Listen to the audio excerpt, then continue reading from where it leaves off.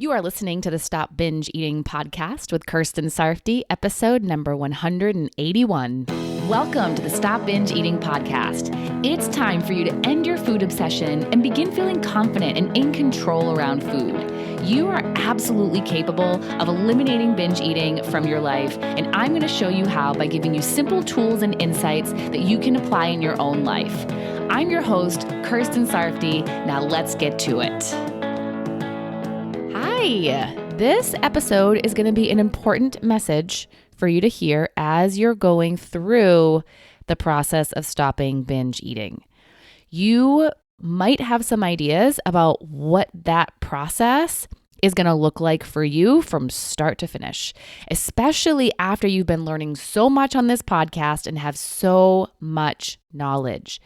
You might think that all this knowledge is going to make it easy peasy for you to never binge again.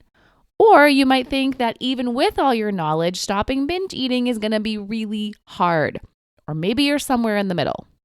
You might imagine what each day, each week, or each month will look like for you as you're doing this work. You might expect that no binges are going to happen. Or maybe that a lot still will. Or somewhere in the middle.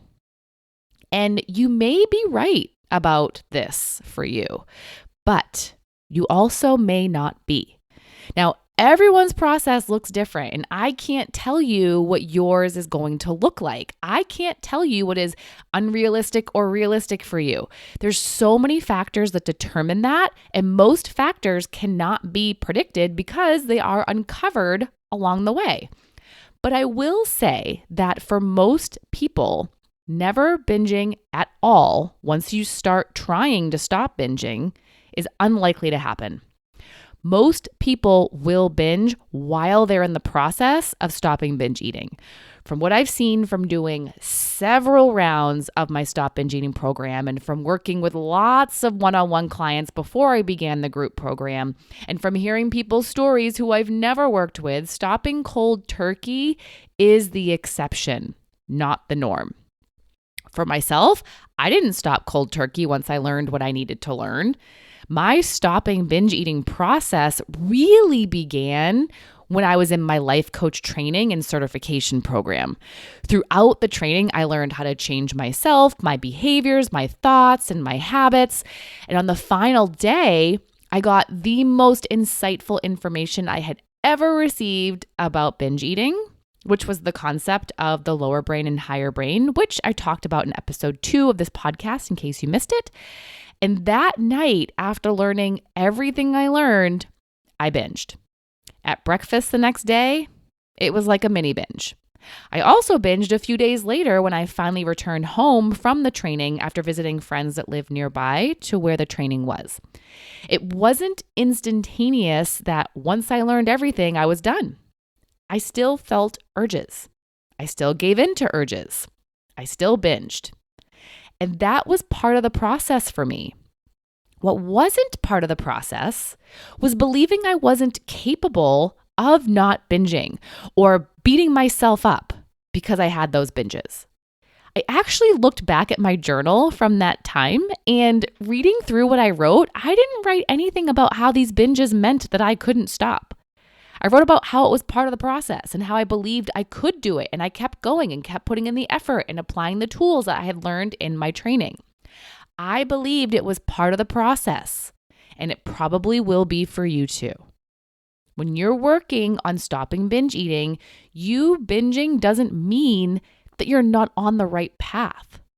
Binging is part of the process. It's supposed to be on your path toward being binge-free. It's just like a fallen tree on a hiking trail. That tree is supposed to be there. It being there doesn't mean that you're going the wrong way.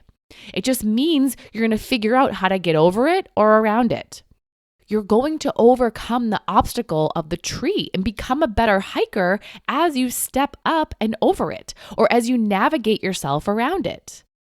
You're going to overcome the obstacle instead of making it mean that you're done with the trail, that you can't go any further, and just turn around and go home. Consider your urges obstacles.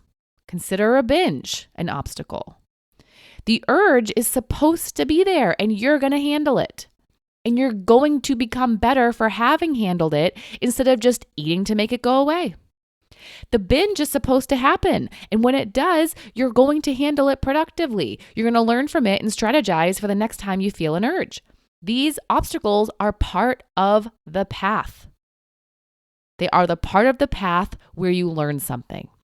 You learn something about your urges, about yourself, about how you treat and talk to yourself, about how you handle mistakes and fails, and about what you still need to work on in order to stop binge eating. When you feel an urge, when you binge, nothing has gone wrong. This is how it's supposed to be for you. Arguing with this, getting frustrated, or feeling hopeless isn't going to help you move forward down your path. If you were facing the tree and arguing with the tree, feeling frustrated or hopeless, that's probably the moment that you'd give up and go home. Don't give up on yourself just because there's an obstacle. Learn from your urge. Learn from the binge. They are there on your path for you to learn from and to become better. You are on the right path, even when you feel urges and even when you binge. Stay on it. Keep moving forward and never give up on yourself. I'll talk to you again soon. Bye-bye. Thank you for listening to the Stop Binge Eating podcast. If you like what you heard today and you want more, go to coachkir.com/free. That's COACHKIR.com/free to get some awesome free stuff to help you stop binge eating.